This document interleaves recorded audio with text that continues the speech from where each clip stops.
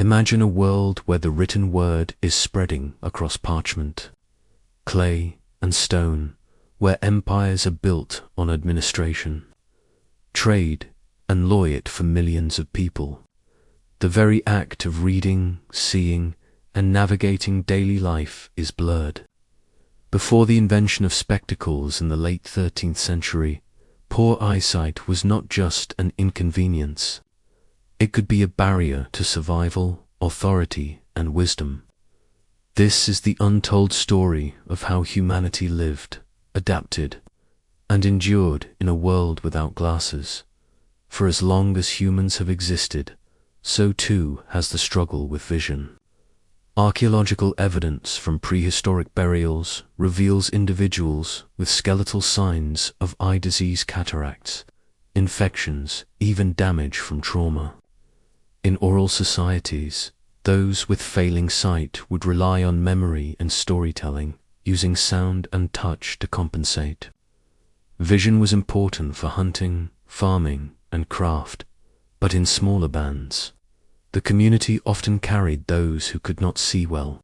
Yet, as civilizations grew, and literacy and precision labor became central, poor eyesight became more than a personal struggle. It became a cultural and societal challenge. In ancient Mesopotamia and Egypt, scribes were the backbone of administration. These men spent hours bending over clay tablets or papyrus scrolls, their eyes strained by dim light. Records from Egypt suggest that some scribes retired early with weak eyes. The Greek physician Galen, writing in the 2nd century CE, described eye ailments in detail, noting dimness of sight and recommending ointments, herbal washes, and even dietary changes.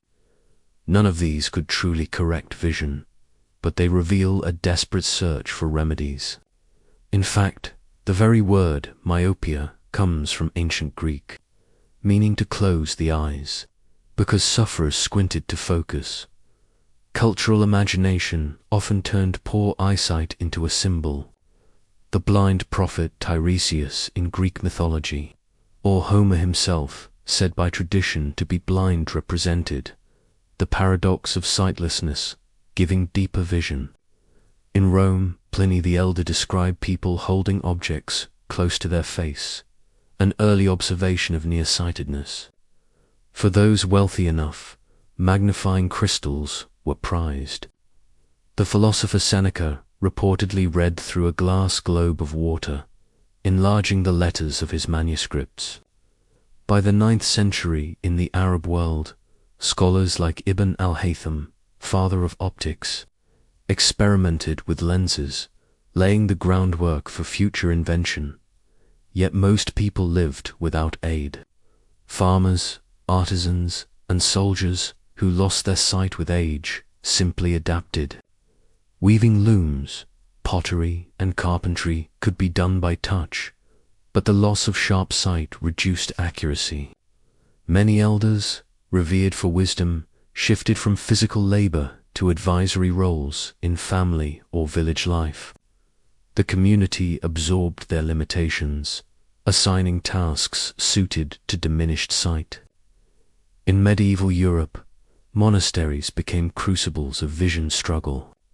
Monks copying manuscripts by candlelight often wrote complaints in the margins. "My eyes are weary. I can no longer see clearly." Faded ink and shaky script reveal the toll of failing vision on preserving culture. The turning point began quietly in the 11th century. In Venice, artisans experimented with reading stones, polished quartz, or glass hemispheres laid on top of text, magnifying letters beneath. These were the first primitive vision aids, but they were heavy, awkward, and only worked for flat reading. The breakthrough came in the late 13th century, when an unknown craftsman in Italy discovered how to grind lenses into convex shapes, mount them in frames, and balance them on the nose. The first spectacles appeared in Florence around 1285. A Dominican friar, Giordano da Pisa, praised the invention in a sermon, saying, "It is not yet 20 years since the art of making eyeglasses was discovered, and it is so useful to old men with poor sight. Before that moment, poor eyesight was endured, not solved." Imagine a medieval merchant tallying accounts with blurred numbers, a soldier unable to see an enemy's banner in the distance, a mother threading a needle by touch alone. Entire lives were lived in a soft blur, with people adjusting their roles, turning to memory, touch, or reliance on others. Vision was fatanly. The invention of spectacles broke its inevitability. The aftermath of eyeglass. Invention was revolutionary.